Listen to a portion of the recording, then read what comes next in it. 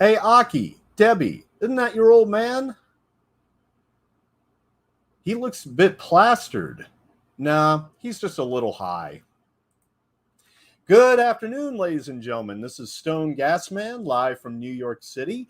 And now we are going to be doing an audio commentary for the 1959 film Happy Anniversary, directed by David Miller, based on a play, and starring Mitzi Gaynor and David Niven and Patty Duke. Now, I've been looking forward to knock this one out. Partly because I don't think it's that good of a movie, but at the same time, I do think that there's a lot of things to discuss here. So I think this is going to be a pretty full commentary. I think we're going to be stacked with enough. I mean, the movie is only 83 minutes. You can watch it on Amazon Prime. In fact, that's where I recommend you go to watch it, as that is the best possible quality. There is another copy available on YouTube. However, I would stress that it doesn't look good. I mean, unfortunately, you can't fix it. It's just not a very good copy. And it has the old United Artists logo. So I'm thinking that that is probably an old television print, while the version that we're watching on Amazon Prime is actually the theatrical version. At least I'm pretty certain it is. There's supposedly a one single difference between the original theatrical version and the television version that we will bring up as the commentary moves forward. But at the same time, this is the seventh commentary in a series of all the Mitzi Gaynor movies, all 17 movies that she was in from 1950 to 1963. And this is going to be commentary number 7. So without further ado, let's go ahead and get started. Let's dive right in. So I'm paused on the United Artists logo for Happy Anniversary, and we will go ahead and get started on the count of 3, 2, 1, and play. Now, I have to say, because if you are watching this on YouTube, I'm telling you, the quality over at Amazon Prime is 1,000. I mean, it's night and day. It's night and day. That's all I'm saying. Now, this is a pretty clever opening title sequence, which it basically is presented as a greeting card. Basically, all the credits are you have what it takes for a marriage. Yeah, so we get the idea that this movie is about a married couple, straight from the opening credits, starring David Niven and Mitzi Gaynor. A toast to my wife and sweetheart. Yes. And of course, we hear one of 2 songs that will be playing in this movie. This is not a musical. This is not a musical at all, even though there's a lot of Mitzi Gaynor movies that actually start out with a song over the opening credits. This is not a musical, even though she does sing one song in the movie. And it's actually one of the few times in the movie where I felt some kind of enjoyment, genuine enjoyment and genuine pleasure, because this movie is, it's not so much bad as it is just dated, forgettable, and not very funny.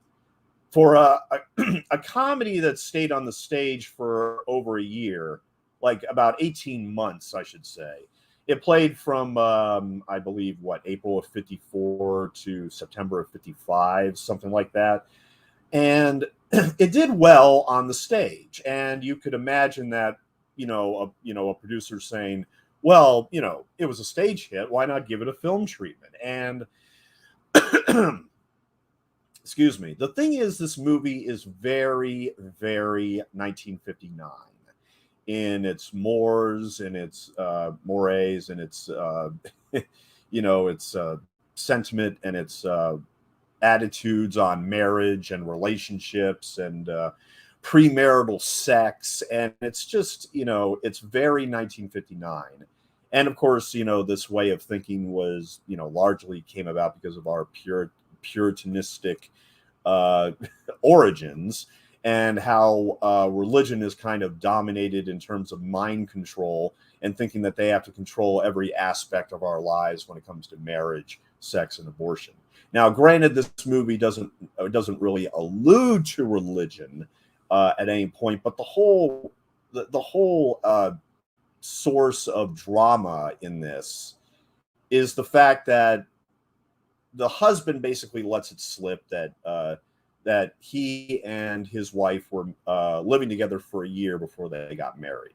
Whoa! Yeah, I mean, in 1959, that was considered fairly shocking.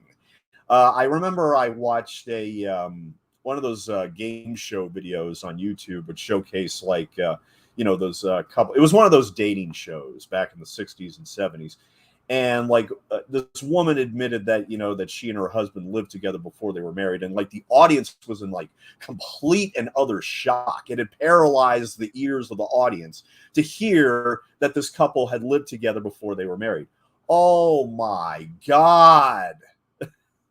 I know it's 2020, 2023. Nobody thinks like this anymore.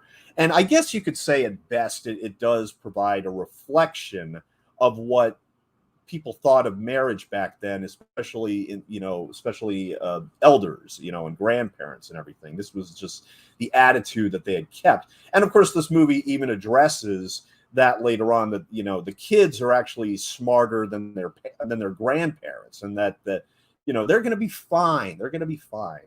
And this is one of my favorite moments in the movie, and that's why I decided to quote it in the opening. The best things in this movie are Mitzi and the kids. Period. I enjoy Mitzi and the kids whenever they're on screen. Everybody else I don't give a damn about. And look, I mean, here we have David Niven. He just kissed his wife of 13 years. Oh no, 14 years? No. Yeah, he just kissed his wife of 13 years, played by Mitzi Gaynor, who is as beautiful as ever. I mean, this was actually after South Pacific. This is the first movie that she made right after South Pacific had become the monster hit of 1958. Everybody and their great uncle went to go see South Pacific. But the other couple that's on screen here, both actors actually not only passed away in 2020, but both went on to forge their own paths and careers. Namely, the gentleman on the left, who is in fact Carl Reiner, who I don't think he made it to 100. I think he was very, very, very close. But of course, he's well known today for a lot of films. He directed a lot of comedy films with Steve Martin, and David Niven, of course, had been already a stage veteran, but also a veteran of World War II. He actually fought at Normandy beaches. And but of course, notoriously, he never talked about his war experiences afterward. But I got to admit, I mean, this does have an interesting cast at best. I mean, it becomes a curiosity piece for a while, and here we have the young Patty Duke, the very, very young Patty Duke. She, of course, became a star in the 1960s. She won an Academy Award only 3 years after Happy Anniversary for The Miracle Worker, where she played blind and deaf Helen Keller. She had done the role on Playhouse 90 with Anne Bancroft as Annie Sullivan, her teacher, and she very deservedly won an Academy Award. In fact, she was the youngest actor at that time to win in a competitive award category at the Oscars, and that was Best Supporting Actor, or Actress, excuse me.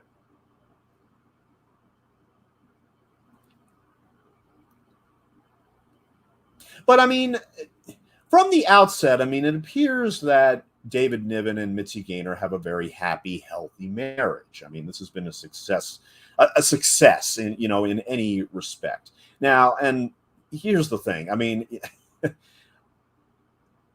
I don't like movies about that focus on marriage as that just focus on it. I mean, in this movie and in a lot of other movies that focus on a couple who've been married for a number of years, there's always the, what is their relationship going by? And usually it's not going very well. They need to spice everything up. They need to go to therapy, or they need to, go on a honeymoon or second honeymoon or something. A lot of these movies, of course, it automatically wants us to jump on board that they are a loving married couple. And my whole thing is that, look, I mean, admittedly, I've never been married and I never want to be married. It's not I don't believe in it as an institution, but rather it's a contract. And that contract can cause many, many issues down the road. It's not even funny. And I've never even I've never even, entertained the notion of actually proposing to somebody, because I just don't believe in the whole thing anyway. I don't want to go to a church. I've been to 3 weddings in my life. And they all ended in divorce. So it's not like, look, I mean, I just, it's just something I stay far away from. I stay far away from weddings. I stay far away from, movies about marriage. I didn't bother with like Marriage Story or, something like that. I mean, I've never even bothered with Scenes from Marriage, the Ingmar Bergman film. And that's considered like one of the great films in international cinema, and it's something I tend to openly avoid, very few movies I tend to, maybe directly or indirectly avoid, but movies about marriage and the issues that married couples go through have always been the last ones that I've wanted to watch and give a shot to. And Happy Anniversary, unfortunately, did not change that that history in any way. This is a mediocre movie at best. Look, I mean, so long as Mitzi Gaynor is flashing her smile, it's pleasant at best. And look, I have nothing against David Niven. He was a good actor, and we'll talk more about Niven and Gaynor later, because this is actually their second film together. They had actually, the first film they did together was in 1956 called The Birds and the Bees, which was a remake of The Lady Eve. And I'm going to be doing that commentary very soon for The Birds and the Bees. Looking forward to that as well. But I mean, in that movie, Mitzi played a larcenous card shark, and David Niven was her husband, who joined her in her larcenous activities, and they want to go after this sausage empire king that they meet on board a cruise ship, who is very famous and very, very wealthy. And, they worked together perfectly fine in that movie. And I would suspect that, they probably looked at this as a perfect opportunity. Hey, we loved working with each other on Birds and the Bees. How about we play a married couple now? And see, look, I'm talking from the perspective of, as if I was a Mitzi Gaynor fan in the 1950s, and I had gone to see every one of her films, up until this point, including The Birds and the Bees and, of course, South Pacific, of course. By the time I got to this movie, I would have been like, okay, so they were father and daughter in a movie 3 years prior, and now they're playing man and wife, and like, yeah. I mean, look, I'm just saying from the perspective of if I was a Mitzi fan in the 50s and I kind of enjoyed Birds and the Bees, because I actually did rather enjoy Birds and the Bees. We'll talk about that when we get to it. But I mean, the thing is that, I mean, seeing them as a couple after watching Birds and the Bees, I mean, look, I'm sure they loved working together. I'm sure that, Mitzi has nothing but fond memories of him, or, I'm not gonna speculate. No, I'm pretty sure they worked very well together. I mean, even if it's very, very clear that he's like 20 years older than her. Now, to be fair, the black and white does kind of obscure, any thought or any question of like how old they really are. But the truth of the matter is that David Niven was 48 when this movie was shot, and Mitzi was, I think, 27. She might have just turned 28 while they were making the movie.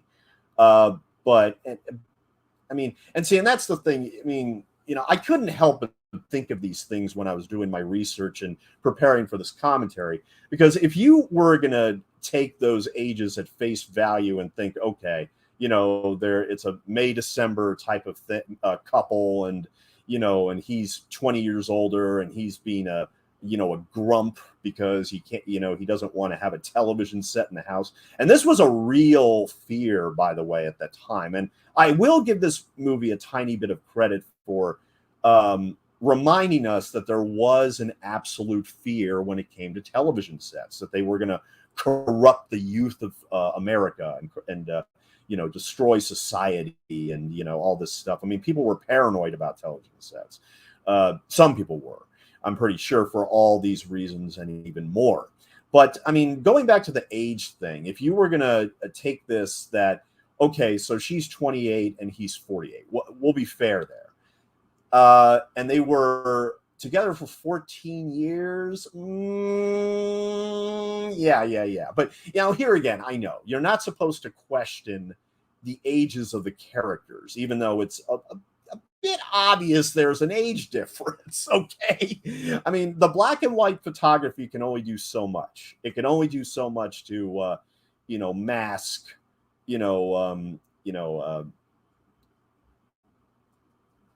evidence of age. But it's obvious that he's much older than her, and they never really bring this whole idea up in the movie, which it's based on a play. So, and I don't know, well, I did find a little bit of information on the play. There's not much out there that I was able to find,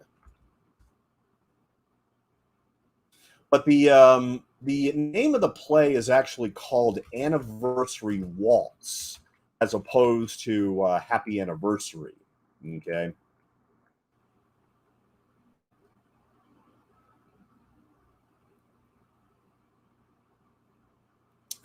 Yeah, one of the taglines for this movie. I mean, I actually do I like the posters. I like the gimmick in the posters was, at last, the first comedy actually filmed in Cinescope, the most exciting process ever invented. Like, get the hell out of here. I mean, yeah, like it's Cinescope with a snake, and we got it. We got it. Okay, this is one of those movies that challenged the production code back in the 1950s. And David Niven actually starred in one of the first films to really, go against the board. And that was The Moon is Blue in 1953, directed by Otto Preminger. But as far as Anniversary Waltz is concerned, it played for 611 performances on Broadway from April 7th of 54 to September 24th of 1955. And in the roles of the couple, there was Kitty Carlisle, the actress, opera singer, Broadway performer, TV celebrity, game show panelist, patron of the arts, and at age 95, this vital woman continued her 6-decade musical odyssey with songs and reminiscences in her one-woman show, Kitty Carlisle Heart, an American Icon, which toured from her beloved New York to Los Angeles. And she passed away in 2007 at the age of 96. And in the role of the husband was MacDonald Carey, who lived from 1913 to 1994.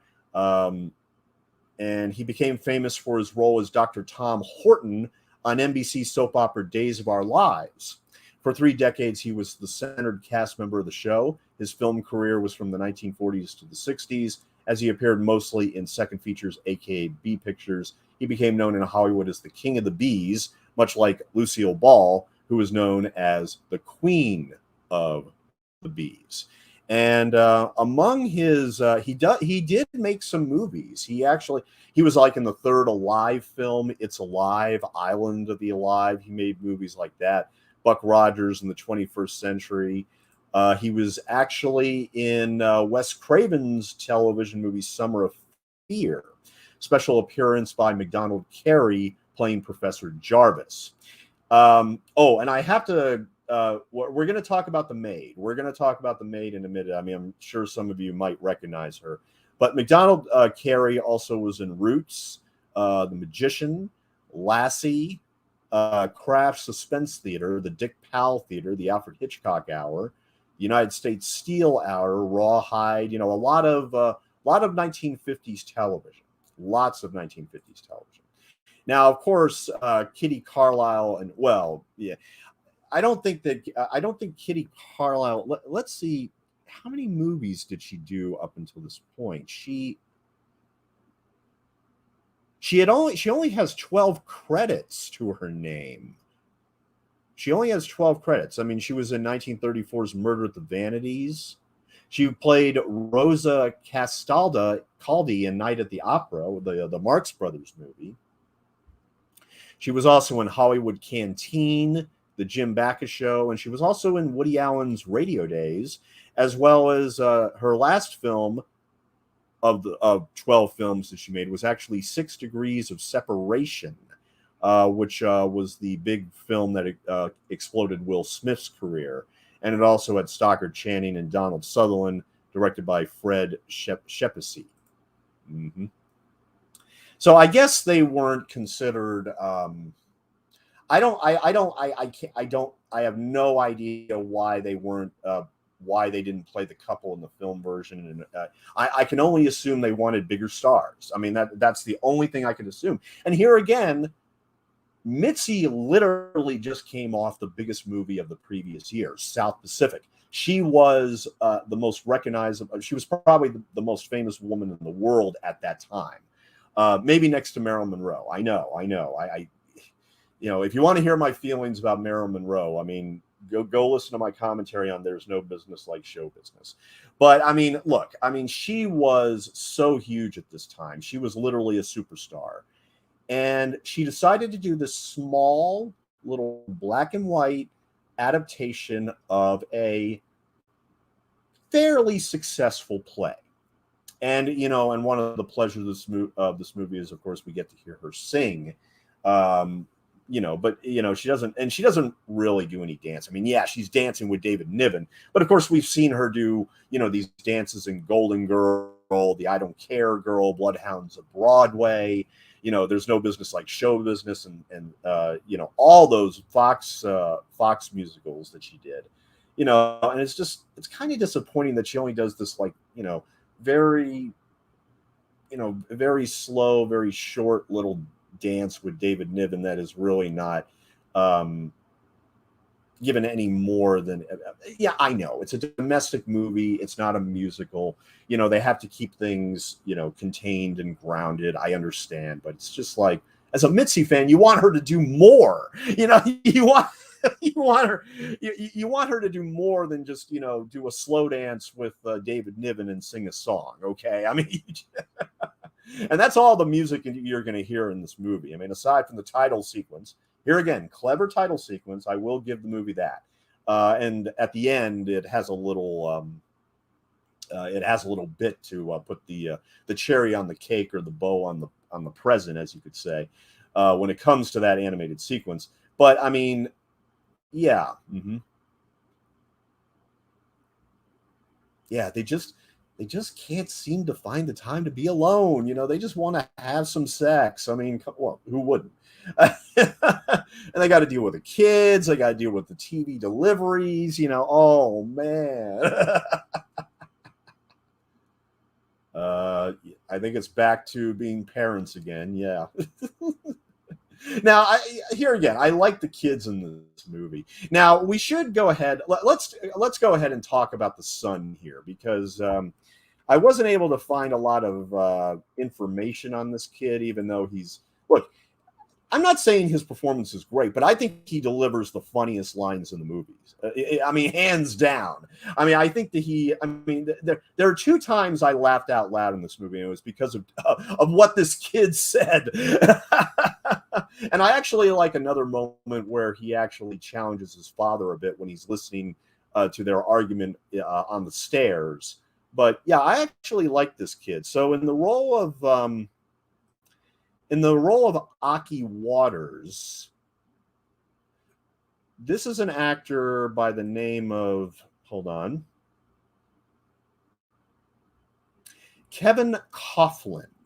Now, there's nothing about Kevin Coughlin over Wikipedia, but he was born in Inwood, Manhattan. He was born on 1945, passed at the age of 30, died very, very young. actually, you know what? I'm sorry. Let's talk about Carl Reiner instead, since he's on screen, and we're not going to see Kevin Coughlin again for a while. But yeah, he only lived to 30 years old. That's very, very sad. Okay, so yeah, let's talk about Carl Reiner and of course the actress here. Here again, both lived until both lived until the year 2020, and they both passed in the same year. Now, the actress here playing Jeanette is an actress by the name of Monique Van Voren. I really love that name. Really love that name. Monique Van Voren. She was a Belgian American actress and dancer. Born in Brussels, she was a champion skater and a beauty queen in Belgium. She reportedly studied philosophy and languages and learned to speak English, Italian, French, German, Spanish, and Dutch. Quote, I can also read Greek and Latin, she stated. Her first visit to the United States apparently took place in 1946 at age 19, with the married name Jacobson listed as, quote, housewife. Her second husband was Kurt Henry Pfeffinger, and her third husband was New York businessman Gerard Walter Purcell. And the couple were married from 1958 until Purcell's death in 2002. So in the movie, she's been married 4 times. She's been married 4 times. In real life, she was married 3 times. Interesting. On Broadway, Van Voren played in John Murray Anderson's Almanac and Man on the Moon. In 1960s, Van Voren starred in summer stock theater productions in the United States. Van Voren recorded an album, Mink and Hi-Fi, for RCA Victor. In 1956, she signed a contract with Request Records. In 1983, Signet published Night Sanctuary, written by Van Voren. She described the book as being about, quote, the dark side of people. In 1983, Van Voren was found guilty of lying before a federal jury and, quote, ordered to get psychiatric help and perform 500 hours of community service as part of a suspended sentence. The sentence resulted from an investigation where, quote, whether she had pocketed her dead mother's Social Security payments. Oh, ouch. Well, and she passed away at 92, at the age of 92 in the year of 2020. Among her other films, not much.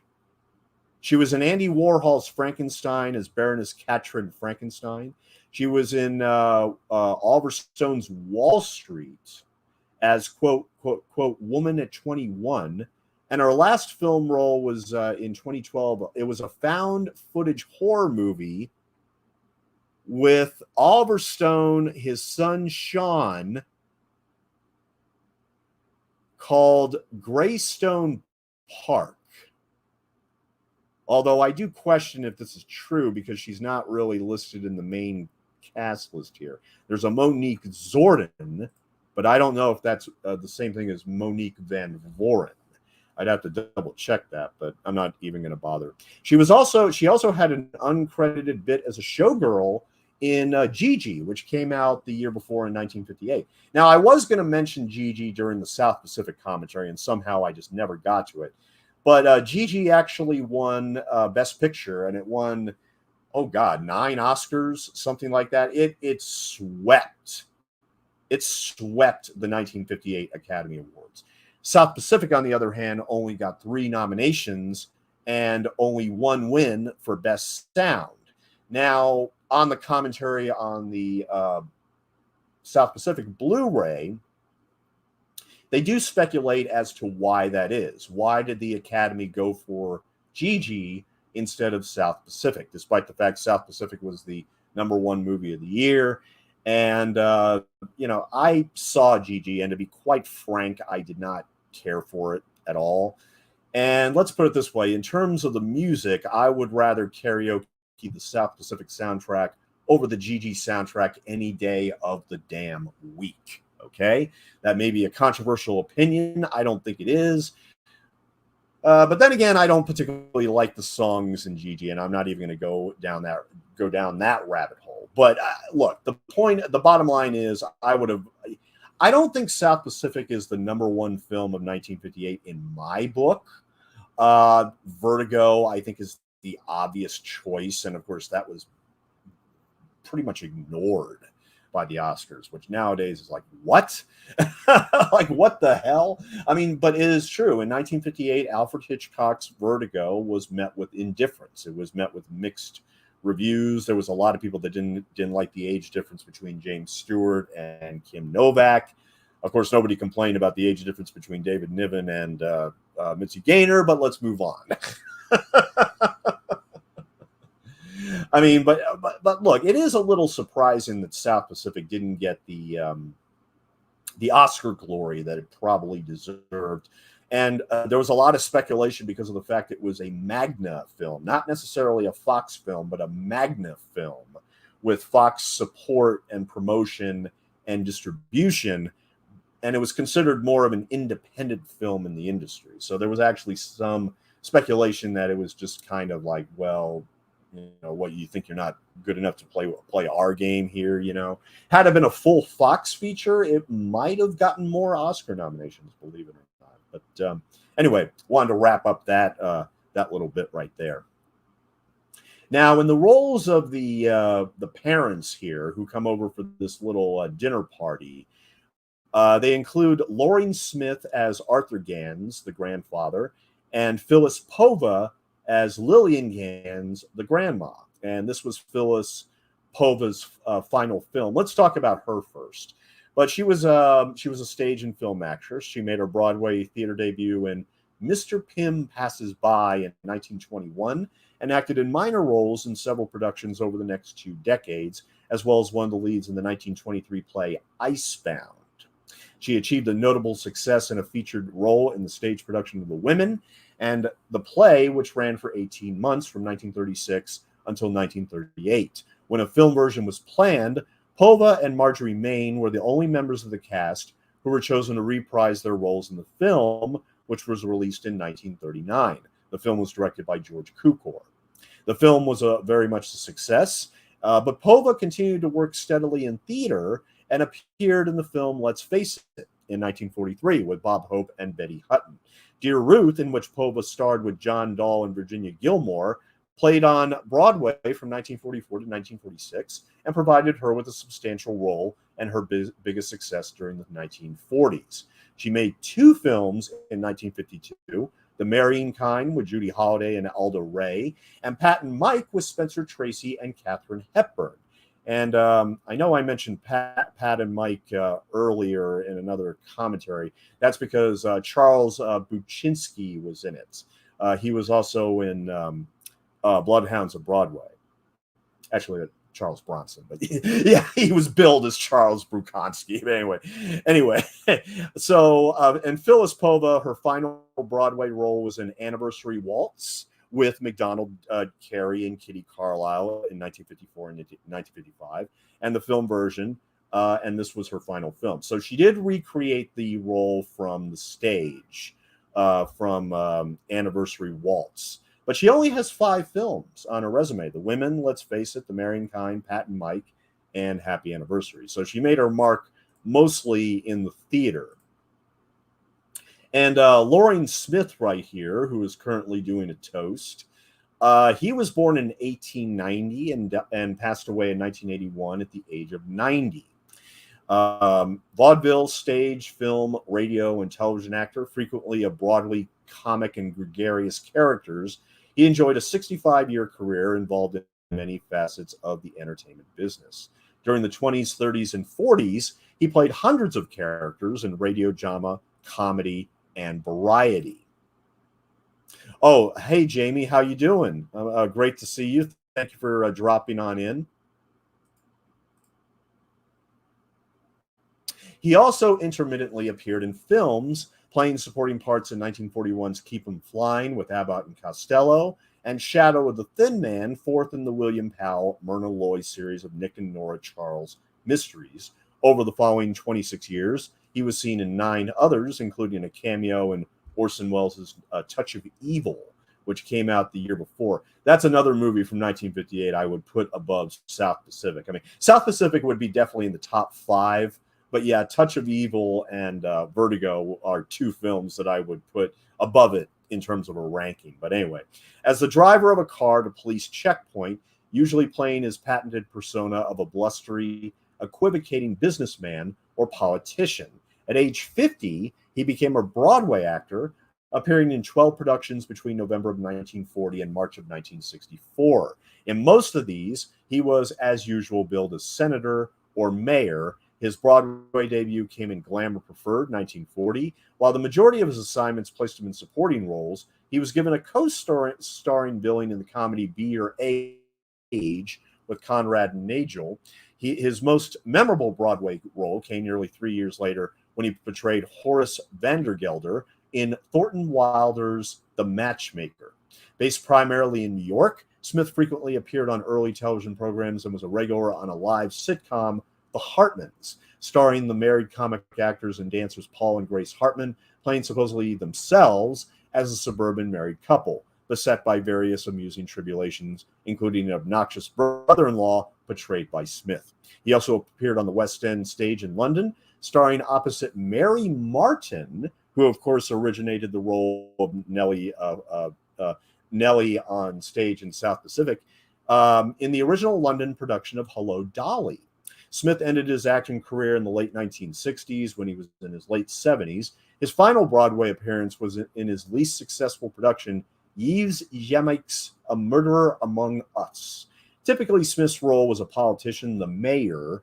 He appeared in 2 episodes of The Twilight Zone, The Whole Truth, and the hour-long I Dream of Jeannie, not the show, the Twilight Zone episode.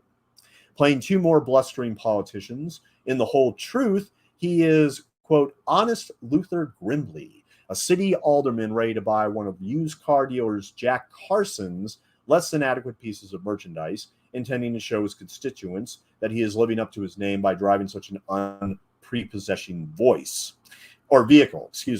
His plans, however, immediately change when Carson, forced by the vehicle to tell the truth, confesses that the haunted Model A will have the veracity enforcing effect on each of its subsequent owners. His last acting role was as a small part, as appropriately enough, a small-town Southern politician in Otto Preminger's 1967 film Hurry Sundown.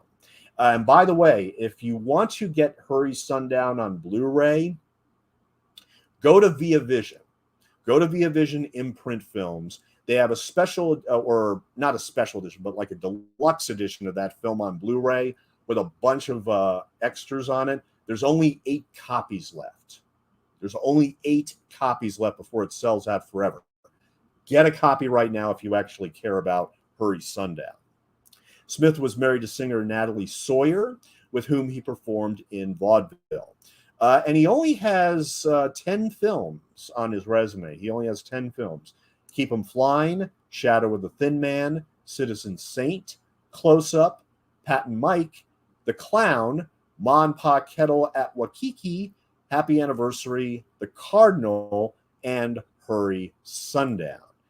And yes, as I suspected, they both played a couple in Pat and Mike as well. So they were obviously already familiar to those who went to go see Pat and Mike at the time. So that probably aided. This movie wasn't a box office hit. It was more like a box office simmer. It was produced for $1 million roughly, and it made $1.8 million. So it made a little bit of money. I mean, I'm sure after promotion and everything, its profit was marginal, but it did make a little bit of money. So people went to see it. People did, in fact, go to see it. And I'm sure that, and here again, this is just my speculation, but I would be willing to bet that the majority of the audience that went to go see Happy Anniversary back in 1959 were either Mitzi Gaynor fans or South Pacific fans. Not saying David Niven did not have a fan base. I'm just saying that she is clearly the bigger star here, or at least in 1958-59. I mean, Niven, Niven is another case altogether. Let's go ahead and talk about David Niven. Now, I want to split up talking about David Niven both here as well as the birds and the bees when I do that. So I'm not gonna cover everything about David Niven here. But he was an actor, soldier, memoirist, and novelist, known as a handsome and debonair leading man in classic Hollywood films. And he did, in fact, receive an Oscar and a Golden Globe Award. Okay. Um, Parts initially small in major motion pictures followed, including Dodsworth, The Charge of the Light Brigade. Oh, yes, one of his first films was actually Mutiny on the Bounty for MGM, which, of course, won Best Picture, and this helped him gain a contract with Samuel Goldwyn. So he did Dodsworth for Goldwyn. He did The Charge of the Light Brigade for Warner Brothers with Errol Flynn and Olivia de Havilland, as well as The Prisoner of Zenda, which was one of the classics of 1930s cinema with Ronald Colman and Douglas Fairbanks. He went on to receive the Academy Award for Best Actor for his role in Separate Tables. Okay, I forgot he won the Oscar the previous year. That is my fault. So he obviously, well, I mean, was Separate Tables that big of a hit? It wasn't a huge hit. I mean, it made $3 million, and it obviously got, he made that movie for United Artists before Happy Anniversary, and it's actually a really good movie. I've only seen it once. I saw it many, many moons ago, but I'd completely forgotten that he won the Oscar. Now, see, this is the thing. Like, I mean, a lot of what they showed back then was gangster shows and Western shows. And look, there have been a lot of movies where characters have ended up kicking in television sets. This was probably nothing to kick in. I mean, in terms of David Niven, I can't even say for sure if that was David Niven that actually kicked in the TV. It might have been a stunt person. I don't know for sure. But, I mean, it probably was him. I mean, if it was super easy to kick in, it probably was. In fact, I can almost guarantee that was him based on, if I was going to slow it down and look at the movements, yeah, and the body masses and everything, yeah, it probably was him. But yeah, David Niven had just won the Oscar for Separate Tables, so he was obviously in high demand at the time after that. But he was also in Around the World in 80 Days, 1956, which also won Best Picture. The remake of My Man Godfrey, which I've never seen. The Guns of Navarone, Murdered by Death, and Death on the Nile. And he also earned critical acclaim and notoriety playing Sir Charles Lytton in The Pink Panther and James Bond in Casino Royale. Oh, yeah, there was, in Casino Royale, there was a lot of actors that played James Bond, including David Niven and Woody Allen. As a matter of fact, David Niven was actually Ian Fleming's first choice for James Bond before Sean Connery was even cast. But then again, he was also pushing 50 at that time.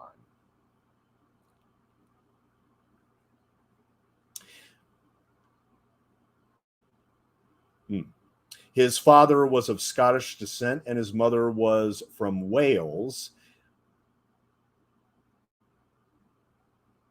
In 1928, Niven attended the Royal Military College in Sandhurst.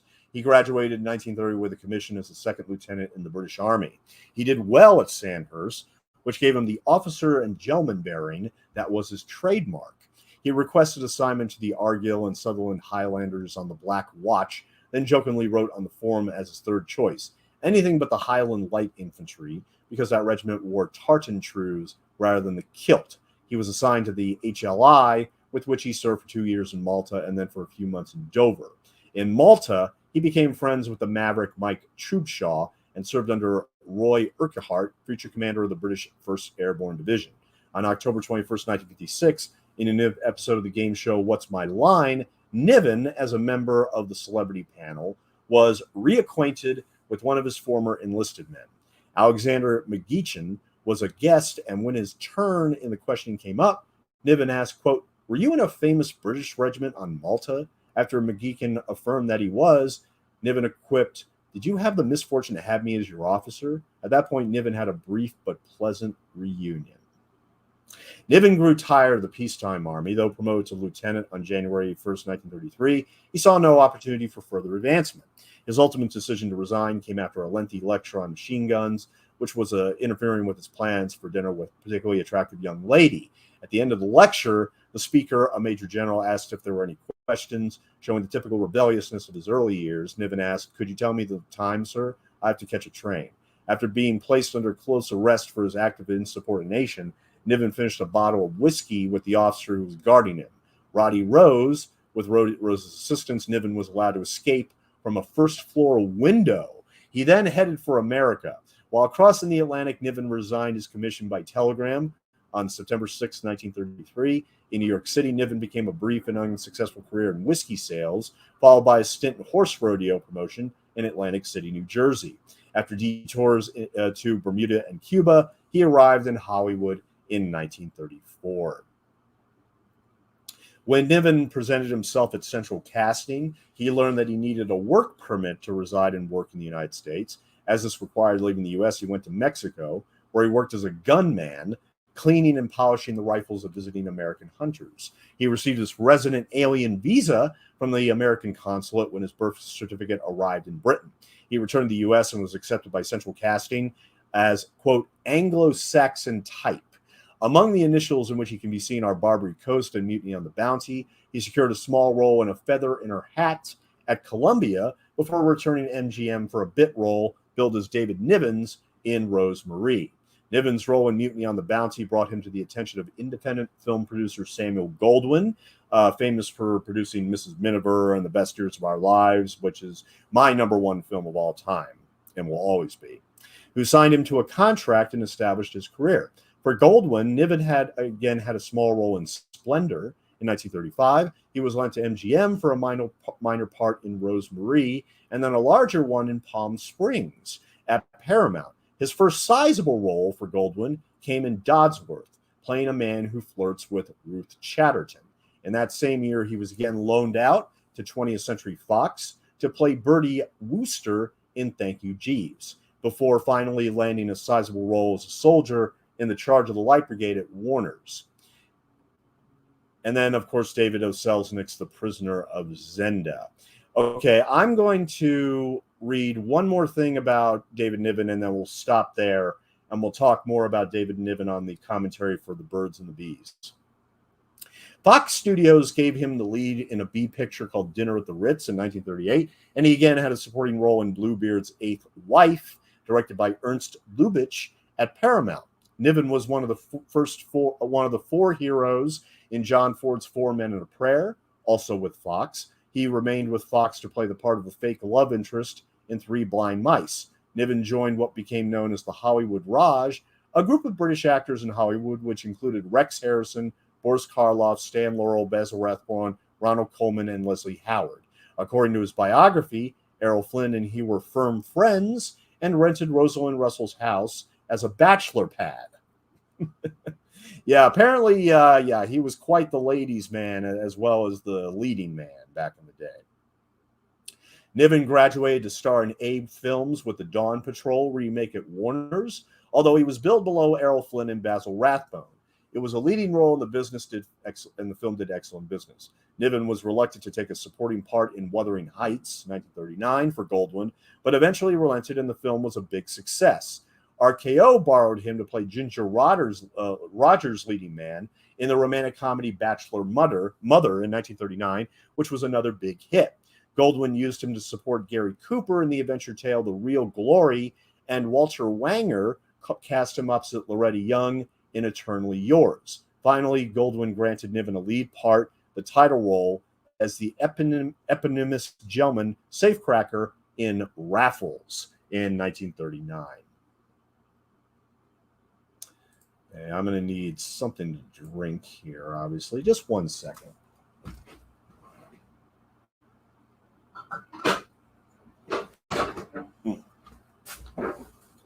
Yeah, I think some sparkling lemonade might be in order here.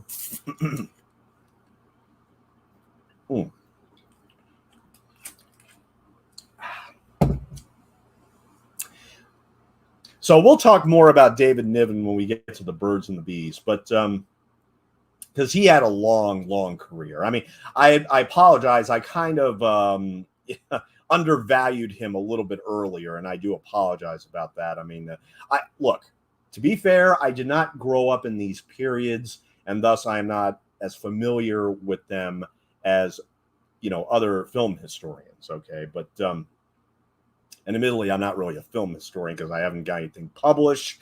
But you know what? I mean, look, I think that I think I'm providing more than enough historical detail in these commentaries to satisfy those who are curious enough to listen to them. But anyway, okay, so let's go back to Carl Reiner, who of course is on screen here. This was his first movie. Yeah, this was his first movie, and I think he was. Oh man, I think he was like about 37. I think he was 36, 37 when he did this. During the early years of television comedy from 1950 to 1957, he acted on and contributed sketch material for Your Show of Shows and Caesar's Hours, starring Sid Caesar, writing alongside Mel Brooks, Neil Simon, and Woody Allen. Reiner teamed up with Brooks, and together they released several iconic comedy albums, beginning with 2000 Years with Carl Reiner and Mel Brooks.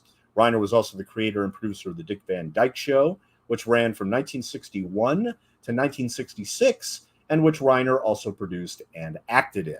Reiner formed a comedy duo with Mel Brooks in The 2,000-Year-Old Man and acted in such films as It's a Mad, Mad, Mad World, The Russians Are Coming, The Russians Are Coming, and the Oceans film series from 2001 to 2007. Reiner directed such comedies as Enter Laughing, Where's Papa, and Oh God. Reiner had a successful collaboration with Steve Martin, directing some of his most successful films, including The Jerk, Dead Man Don't Wear Plaid, The Man with Two Brains, and All of Me. He wrote more than 24 books, mostly in his later years. He is the father of actor-director Rob Reiner, author Annie Reiner, and artist Lucas Reiner, and the grandfather of Tracy Reiner. Mm-hmm. So yeah, Rob Reiner's dad, who was later on All in the Family. Mm-hmm. And of course, Rob Reiner himself was also a very successful director. I never thought about that Carl Reiner was Rob Reiner's dad. That never clicked for me, admittedly, because I mean they were making movies at the same time practically. I mean, This Is Spinal Tap came out 84, the same year as All of Me. Yeah. Reiner was drafted into the United States Army Air Forces on October 27th, 1942, and served during World War II, eventually achieving the rank of corporal by the end of the war. Niven also served, and we'll talk more about that when we do Birds and the Bees. But anyway, because I believe we're coming up on the 50-minute and 30-second mark, the 50-minute, 30-second mark of Happy Anniversary, and we have 32 minutes to go. This is, like I said, this is not a long movie. Not a long movie. Going back to Carl Reiner, after spending 3 months in the hospital recovering from pneumonia, he was sent to Georgetown University for 10 months of training as a French interpreter. There he had his first experience as a director, putting on a Molière play entirely in French. After completing language training in 1944, he was sent to Hawaii to work as a teleprinter operator. The night before he was scheduled to ship out for an unknown assignment, he attended a production of Hamlet by the Special Services Entertainment Unit. Following an audition before actor Major Maurice Evans and Captain Alan Luden, he was transferred to Special Services. Over the following 2 years, Reiner performed around the Pacific Theater, entertaining troops in Hawaii, Guam, Saipan, Tinian, and Iwo Jima until he was honorably discharged in 1946. Hell, he could have been in the South Pacific when James Michener was writing about it. Reiner performed in several Broadway musicals, including Inside USA and Alive and Kicking, and had the lead role in Call Me Mister.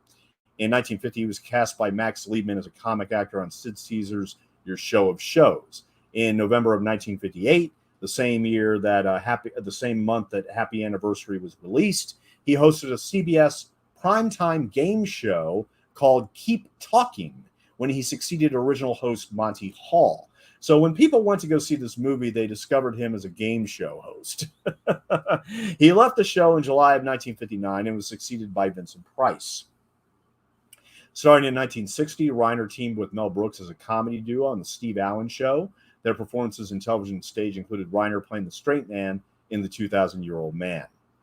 And eventually the routine expanded into a series of 5 comedy albums and a 1975 animated television special, with the last album in the series winning a Grammy Award for Best Spoken Word Comedy Album. And also in 1958, he also wrote the initial 13 episodes of a television series titled Head of the Family, based on his own personal and professional life. However, the network disliked Reiner in the lead role for unknown reasons. From 64 to 65, he hosted The Celebrity Game. His first film directorial effort was an adaptation of Joseph Stein's play Enter Laughing. In My Anecdotal Life, a memoir from 2003, Carl Reiner wrote, "Of all the films I have directed, only Where's Papa is universally acknowledged as a cult classic. A cult classic, as you may know, is a film that was seen by a small minority of the world's filmgoers who insisted it is one of the greatest, most daring, and innovative moving pictures ever made. Whenever 2 or more cult members meet, they will quote dialogue from the classic and agree that the film was, quote, ahead of its time. To be designated a genuine cult classic, it is of primary importance that the film failed to earn back the cost of making, marketing, and distributing it. Where's Papa was made in 1969 for a little over $1 million. According to the last distribution statements I saw, it will not break even until it earns another $650,000. And I'll just list some of the other films that he's directed here. But Happy Anniversary was his very first movie. But he was also, as an actor, he was also in Gidget Goes Hawaiian. Yeah. The Russians Are Coming, The Russians Are Coming, the comic, The End, directed by Burt Reynolds, History of the World Part 1, Summer School, Fatal Instinct. That was a spoof of like Basic Instinct and Fatal Attraction, you know. Slum of Beverly Hills, The Adventures of Rocky and Bullwinkle, The Majestic, the Ocean's films. Yeah, he had one of the best moments in the first Ocean's 11 movie from 2001, where he's just flabbergasted that they're just going to walk into this casino and walk out with $1 billion, But his last movie, his very, very last movie role was as Carl Rhinoceros in Toy Story 4, which came out in 2019, But he also did Ocean's 8, 12, 13, and, of course, 11. And as a director, he directed, of course, some of my favorites, like The Man with Two Brains. I actually prefer that over The Jerk. And his last movie that he directed was for Universal, called That Old Feeling, written by Leslie Dixon and starring Bette Midler and Dennis Farina, which was not a bad little movie. I mean, it made $16.5 million when it came out on my birthday in 97. So, okay.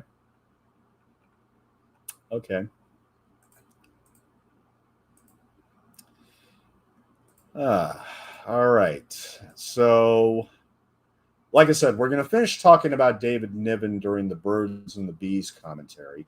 We got 26 minutes, roughly 26 minutes left to go for Happy Anniversary. At the time, the Motion Picture Production Code prohibited the portrayal of illicit sex as harmless or positive. For the film to be approved under the code, a line had to be inserted in post-production in which Chris expresses his regret at having had premarital sex with Alice.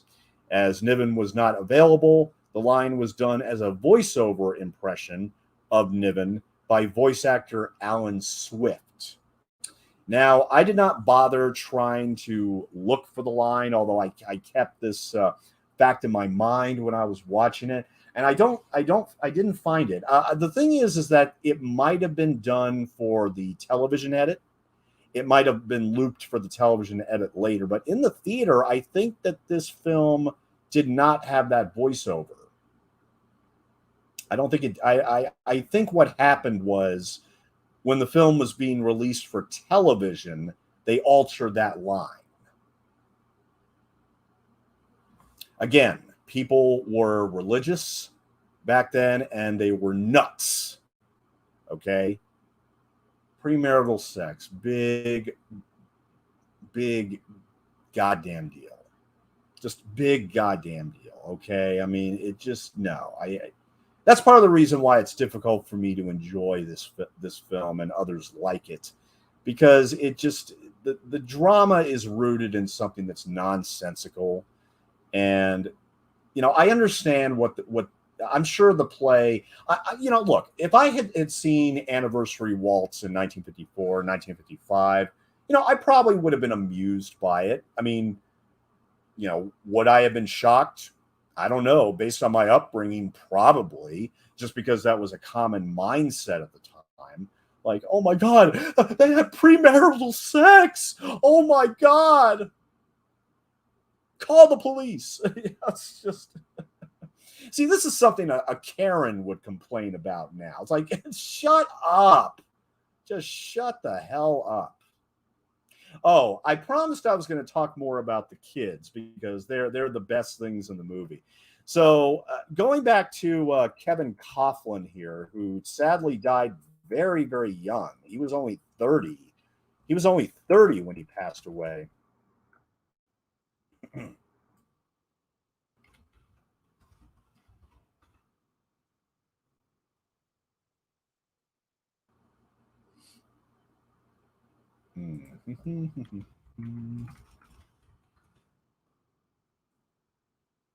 Trying to get back to the page I found before. Just one second.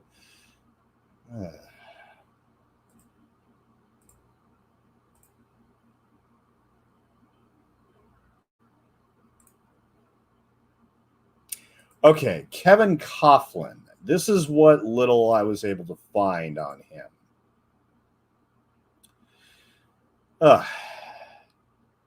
Kevin had been a Conover model since the age of 2. His television debut was on his 7th birthday in December 12, 1952, on the memorable show Mama. So in this movie, when he did this movie, he was 8 years old. He was just about to turn 9 when this movie came out. He was about a month away from his 9th birthday. You can see 19 episodes of the memorable show Mama, where he would stay as a regular for 4 years, and several more without him at the Museum of Television and Radio in Los Angeles and New York. Mama is definitely one of the best family shows ever made. The acting is of theater caliber. In her autobiography, Peggy Wood writes that in the 8 years she worked on the show, only on 3 occasions did someone forget a line. In 1956, Kevin starred in his first film, the highly controversial drama Storm Center, filmed in Santa Rosa. Unfortunately, it is not available on video. Betty Davis thought it was a failure, but it is quite good and relevant. Let's see, who wrote this? This mini biography was written by Ivan Beshkov, giving credit where credit is due. He appeared in many TV dramas, of which only A Trip to Zardes and The Ballad of Huckleberry Finn can be seen at the Museum of Television and Radio. Kevin attended Mace School after starring in 2 more films, the hilarious Happy Anniversary. So he obviously liked this movie. Fair enough. He is the most hilarious thing in it, though. Yeah, I mean, he has another one of the lines that I was talking about. 2 lines in this movie that made me laugh out loud. One of them was when he said his father was just a little high. And then here when he says, oh, she looks more wobbly on television or something like that. I forget the exact word he used, but yeah, I like it.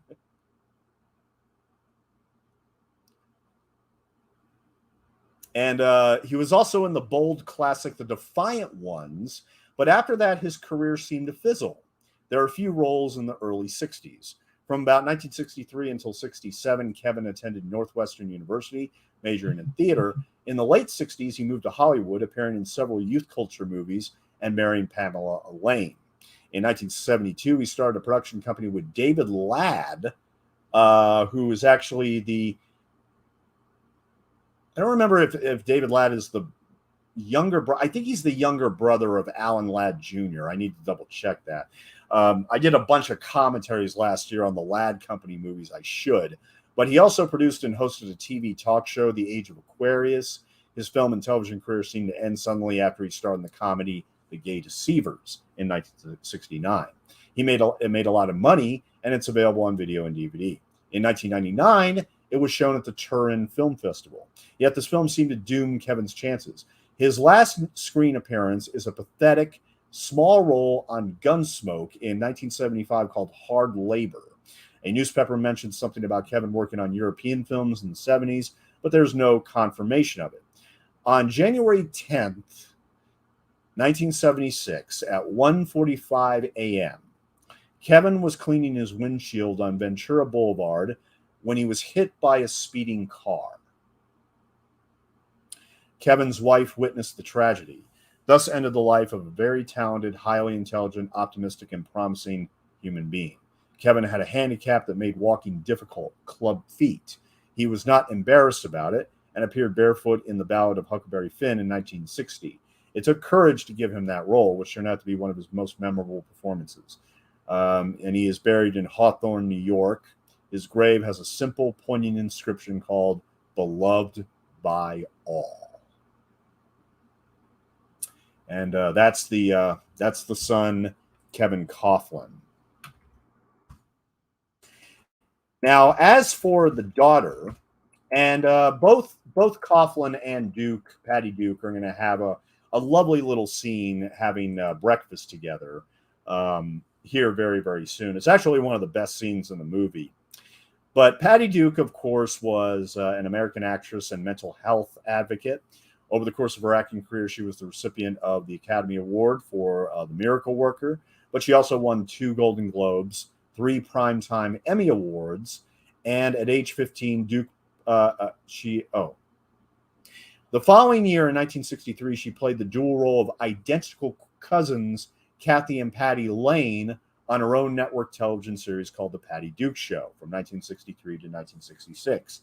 She progressed into more mature roles, such as Neely O'Hara in the film Valley of the Dolls. Now, I will say that I don't hate Valley of the Dolls. I don't think it's a good film by any stretch. Look, I mean, there are people out there like Alonzo Duralde that worship that movie to no end. I completely understand why. I have read the Jacqueline Suzanne book a number of times, and I actually don't think Patty Duke is bad in Valley of the Dolls. In fact, you can make the argument, as I think Ted Cassidy or Chandler, I forget his last name, when he did the commentary, he said that he was just being true to the character of Neely O'Hara in Jacqueline Suzanne's book. But it nearly ruined her career. It nearly destroyed her career. But then in 1982, she was sadly diagnosed with bipolar disorder. And following her diagnosis, she devoted much of her time to advocating for and educating the public on mental health. She was also an occasional singer and author. But yeah, she started out as a child actress in films like Happy Anniversary. In 1959, Duke appeared in a television adaptation of Meet Me in St. Louis as Tootie, the role that originated in the film version by Margaret O'Brien, who won a juvenile Oscar, by the way. In the Broadway play The Miracle Worker, which ran from October of 59 to July of 61, Duke originated the role of Keller on Broadway, although Patty McCormick actually originated the role in its earlier original presentation as a live television drama on Playhouse 90. Okay. Patty McCormick played the Bad Seed in 1955, a very famous film about a bad seed. During the run, Duke's name was elevated above the play's title on the theater's billboard, believed to be the first time this had been done for such a young star. The play was subsequently made into the 1962 film. Before the film started shooting, the actress and activist Helen Keller briefly met Patty Duke. And after that, she returned to television, this time starring with Laurence Olivier and George C. Scott in a television production of The Power and the Glory. But it should also be stated that she almost did not get Helen Keller in the movie because she was deemed too old for the part at that point. But luckily she did it, and she got an Oscar. I'm looking online. There's a picture of Patty Duke with Helen Keller, which is wonderful. I've never seen the Patty Duke Show. I'll be perfectly honest. I've never, ever watched it. I mean, I wasn't around in the 60s, and I guess I never, despite the fact I love Patty Duke and The Miracle Worker, I never had any real reason to go and check that out. I'd rather read her autobiography, which was called Call Me Anna, and it was actually adapted for television. In 1992, Duke portrayed the mother of Meg Ryan's character in the film adaptation of the play Prelude to a Kiss. Duke received an Emmy nomination in 1999 for her appearance in 3 episodes of Touched by an Angel.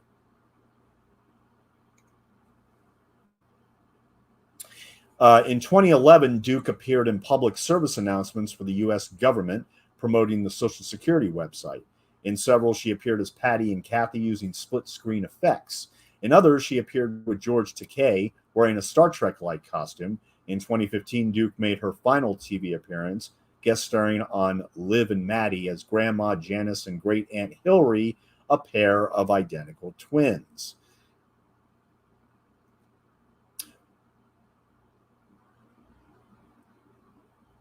And in closing, when it comes to Patty Duke, her son is actually, her children include Sean Astin and Mackenzie Astin, because she was married and had several kids with John Astin from the Addams Family from 1972 to 1985.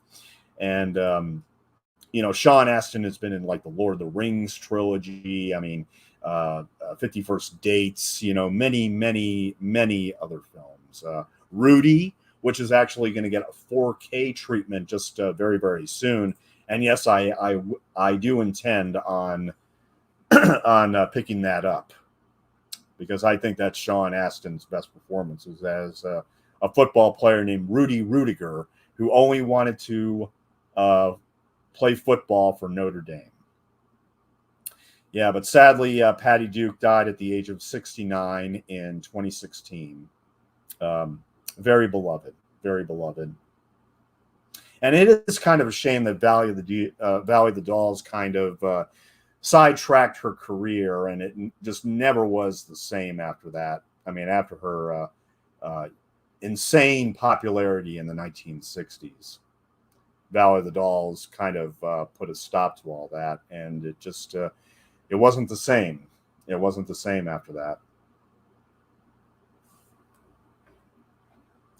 All right, we have approximately 13 minutes. We have approximately 13 minutes left to go in Happy Anniversary. And we know how this is going to end. This is the most predictable story in the world. They're going to kiss and make up and patch up their marriage. And David Niven is not going to kick in any more television sets from now on. Okay, no more of this. No more of this stuff. And here again, and I'm going to go ahead and summarize this film in that, look, it's watchable. At the very least, it is watchable, but it's dated. It's not very funny. Only the kids and Mitzi Gaynor make any real impressions in this movie. I mean, don't get me wrong. It's cool to see Carl Reiner, in his film debut. Fine. I'll give the film that as well. But this has never been released on physical media, and it probably never will be. Not unless MGM wants to have a change of heart and give it some attention, but I don't see that ever happening. I mean, and that's the thing, is that this was only a mild success for United Artists. And after this, Mitzi would go on to Columbia to make a film with Yul Brynner called Surprise Package. And we will do a commentary on that as well coming up very soon. Now, while we're running down the last 11 minutes here, let's talk about the director of Happy Anniversary. For some reason, we've avoided talking about some of the crew members on this, but and by the way, the play Anniversary Waltz was written by Jerome Chodroff and Joseph Fields, and this film was produced by Ralph Fields. I don't know if Joseph and Ralph are connected or related, but I wouldn't be surprised. And here again, this is one of the best moments of the movie with the kids. Oh, but I almost forgot to talk about the maid, Elizabeth Wilson as Millie the maid. Yes, there she is. She only has a few moments in this movie here and there, but she was born on my birthday in 1921. And she passed away in 2015 at the age of 94. Lived a very, very long life. She was a versatile character actress, appearing in over 30 movies and many Broadway plays. Tall and elegant, Wilson often played women who had or sought authority. She made her Broadway debut in Picnic in 1953.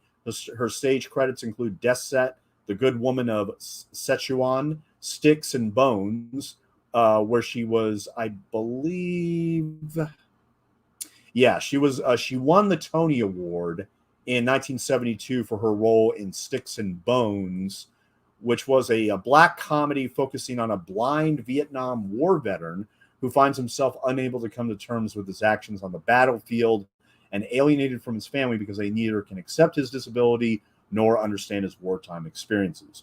David Rabe explores the conflicted feelings of many civilians during the era by parodying the ideal American family as it was portrayed on the television sitcom The Adventures of Ozzie and Harriet. Beneath the perfect facade of the playwright's fictional Nelson family are layers of prejudice, bigotry, and self-hatred that are peeled away slowly as they interact with their physically and emotionally damaged son and brother. And that won the 1972 Tony Award for Best Play. Elizabeth Wilson won Best Actress for that. Yeah, as Harriet. And that role was later played by Rue McClanahan from the Golden Girls. And it also won a Drama Desk Award for Outstanding Actor, Outstanding Director, Outstanding Set Design. Yeah, this is all for a film that only has a mild connection to Happy Anniversary. But yeah, that's Sticks and Bones. I've never even heard of it before. But going back to Elizabeth Wilson, she also, her stage credits include Death Set. She made her screen debut reprising her stage role in the 1955 film adaptation of Picnic. And Happy Anniversary was her fourth film. And she would later go on to do The Birds for Alfred Hitchcock. The Graduate, she played Mrs. Braddock, Dustin Hoffman's mother. She was also in The Prisoner of Second Avenue with Jack Lemmon, The Happy Hooker. And then in 1980, she probably got her most famous role as Roz, Dabney Coleman's Snoopy informant in the legendary comedy 9 to 5. A lot of people, I think, remember Elizabeth Wilson from that more than anything else when it comes to her screen career. But she was later in The Incredible Shrinking Woman with Lily Tomlin, who also was in 9 to 5. Grace Quigley with Katharine Hepburn. Nobody's Fool with Paul Newman. And her last movie was Hyde Park on Hudson, where she played Franklin Delano Roosevelt's mother, Sarah. And who played Franklin Delano Roosevelt but Bill Murray? And it talked about his many extramarital affairs, ironically enough. So that was Elizabeth Wilson's last movie, and she's nice here as the maid. I mean, it's nice to see her, but it's not a very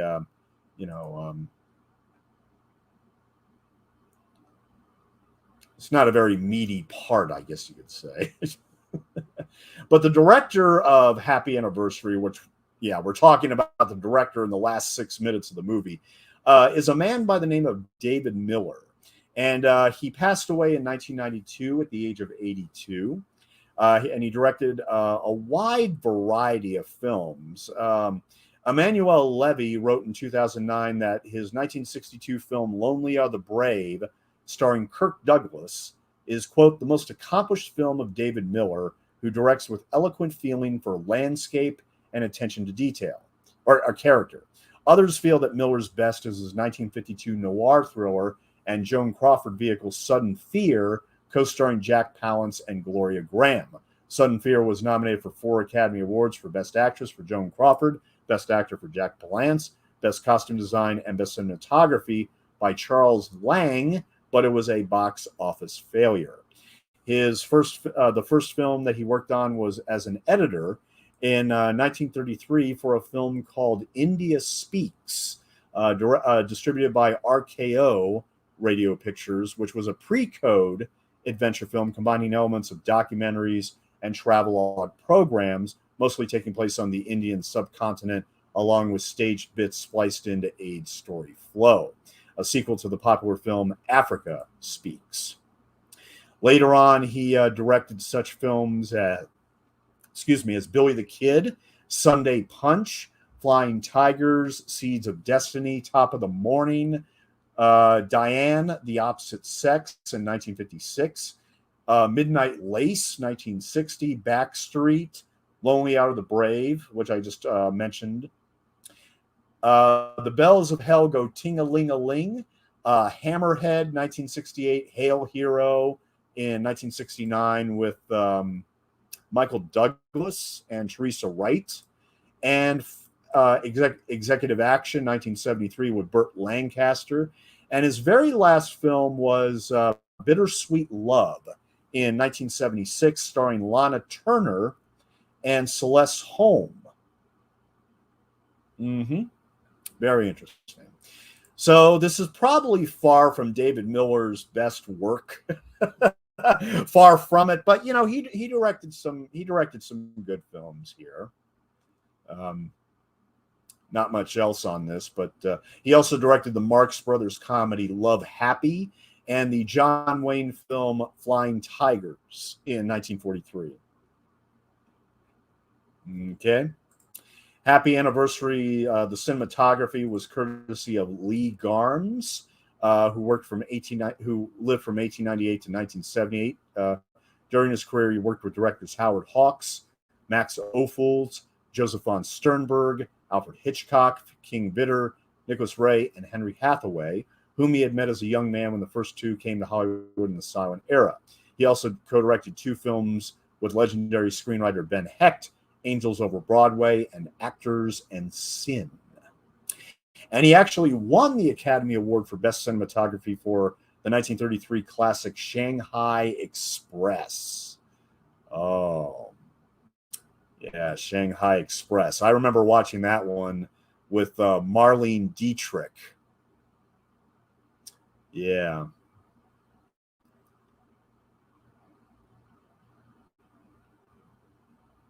So he actually won the Academy Award for shooting Shanghai Express. So very interesting, very interesting.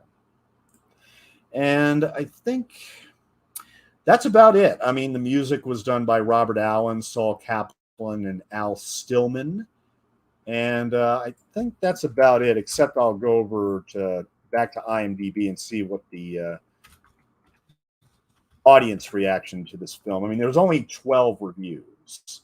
There's only 12 reviews at IMDb by the users, those who've actually seen Happy Anniversary. Some people liked it. I mean, one person actually gave it a 10 out of 10, said charming. This kind of innocence and charm has been relegated to the distant past in our overly clever age dominated by blockbusters. We need to stay in touch with it. This flimsy, unpretentious comedy has more substance and structure than many big-budget movies. I don't know about that. 6 out of 10, Wear and Tear on the Marriage. Happy Anniversary, which was known as Anniversary Waltz on Broadway, authored by Jerome Chodoroff, who was having blacklist problems in Hollywood. It finally made it to the big screen in 1959, probably for that reason. But the delay knocked the props out of the big gag of the play.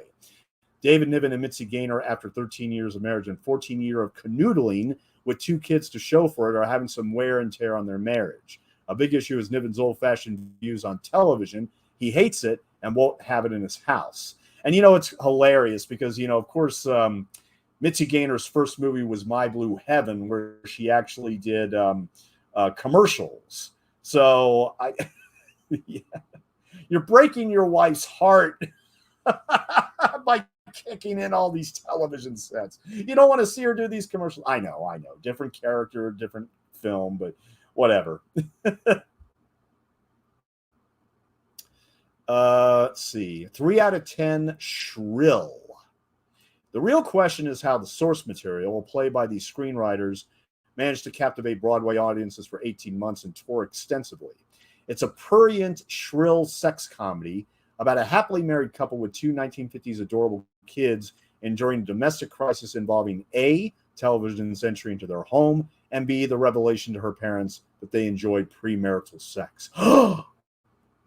It's smug and leering. So this loud film version with a rather clueless David Niven and a posturing Mitzi Gaynor, directed by the seldom relied David Miller.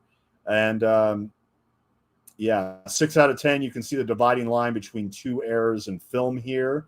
And 3 out of 10, I thought a comedy was supposed to be funny, but then there are other people that liked it too. So yeah, I mean, a very mixed reaction for Happy Anniversary as we close out the commentary here in general. This is not one of Mitzi's best movies.